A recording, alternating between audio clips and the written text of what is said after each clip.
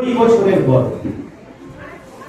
কিন্তু যদি আমাকে একটি দ্বীপে নির্বাসন দেওয়া হয়, শুধুমাত্র 10টি বই বেছে নেওয়ার অধিকার দিয়ে আমি অন্তত 4-5টি বই বেছে নেব রবীন্দ্রনাথের। গল্পগুচ্ছ, 3 সঙ্গীত নিবন্ধ, সঙ্গে থাকবে শেষের কবিতা, গীতবিতান এবং 1টি বা 2টি কবিতার বই। যদি 11 বা 12তম বইটি তুলে নিতে বলা হয় শেষ মুহূর্তে, তাহলে অবশ্যই নেব বিসর্জন বা ডাকঘর, শ্যামা বা রাজা, রবি জীবনী বা ওকাব্য রবীন্দ্রনাথ।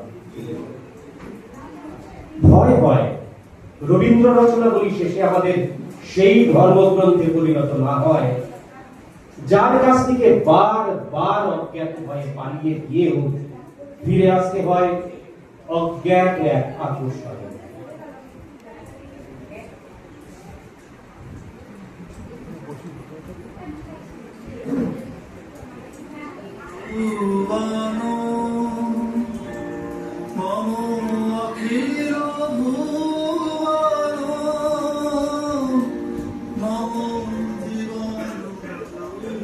পাঁচই মার্চ 1988, তখন বসন্ত উৎসবের হাওয়া লেগেছিল পূর্বপল্লী রুদ্রপলাশে।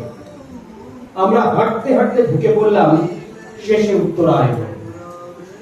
অন্যান্য বাড়ির মধ্যেও আমার সেই দ্বন্দ্বে পড়লাম।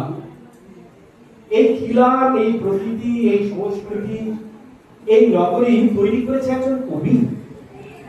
কবি তো নির্জন চাই অথবা উত্তাল মাতাল, হাঁটু গেড়ে বসা প্রেমিক অথবা গর্বিত সম্রাট, প্রকৃতি মুগ্ধ অথবা নগর বিদ্বেষী।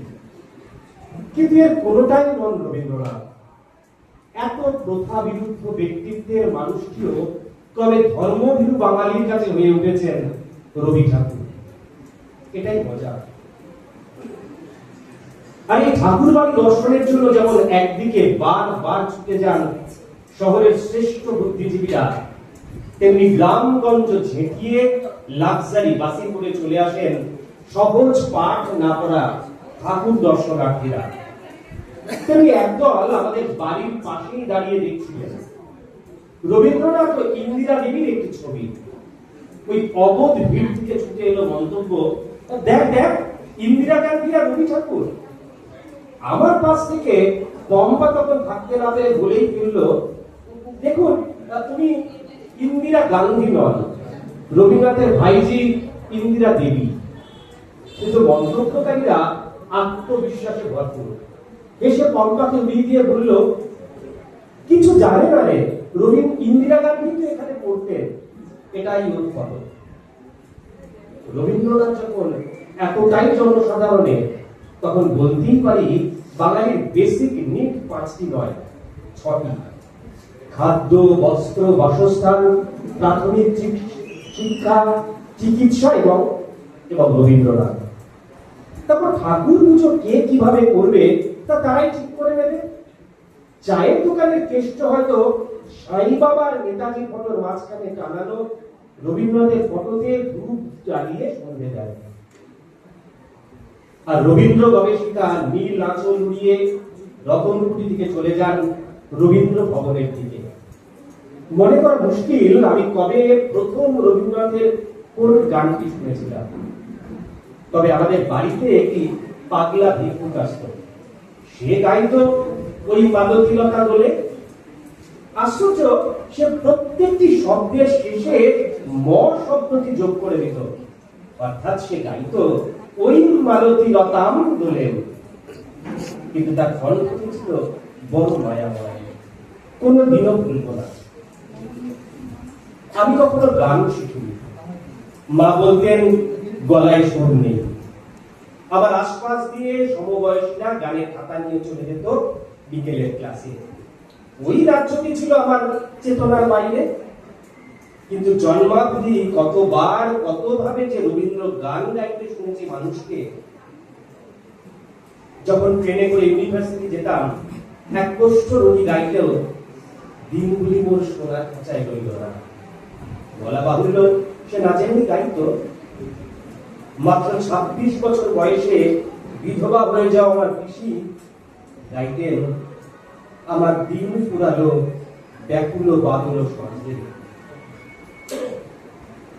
একটি রূপহীন মেয়ে বিয়ে না হওয়ার যন্ত্রণায় যে ক্রমশ মুখ হয়ে আসছিল, সমবেত পাত্রপক্ষকে শুনিয়েছিল, বাঁচাও তাহারে মারিয়া।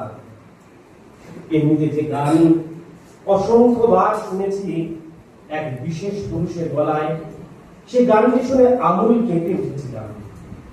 তারপর থেকে বদলে গিয়েছিল আমার জীবনের গতিপথ।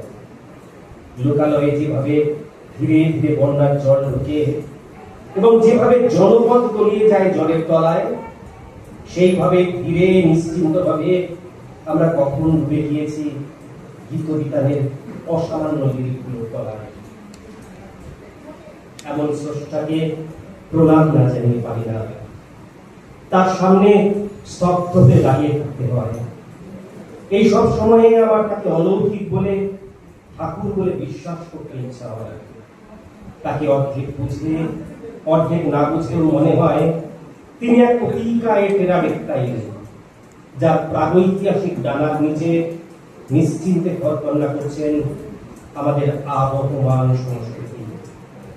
বেলা অবেলা এবং কালবেলার মাঝখানে অনড় দাঁড়িয়ে আছেন রবীন্দ্রনাথ, আমার রবীন্দ্রনাথ। তাকে প্রণাম।